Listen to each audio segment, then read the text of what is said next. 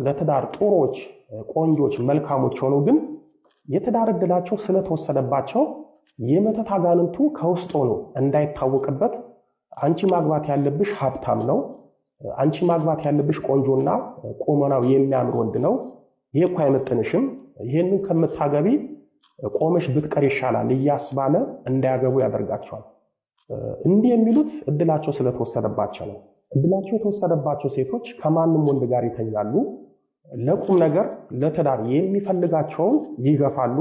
ለዕለትና ለዝሙት የሚፈልጋቸውን አብሮት ይሆናሉ።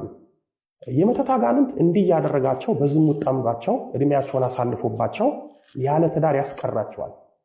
ዕድላቸው የተወሰደባቸው ሴቶችና ወንዶች ምናልባት ቢያገቡ እንኳን የጽድቅ መንገድ የሚሆናቸውን፣ የሚወዳቸውን፣ የሚያከብራቸውን የእነሱንም የቤተሰብንም ሕይወት የሚቀይረውን ሰው ሳይሆን ወደ ጥፋት መንገድ የሚመራቸውን፣ የማይወዳቸውን፣ የማያከብራቸውን እነሱንም ቤተሰባቸውን የሚንቀውን፣ የሚደበድባቸውን፣ ክብር የማይሰጣቸውን እንደ ሚስት ወይም እንደ ባል የማያቸውን ሰው የሚያገቡት።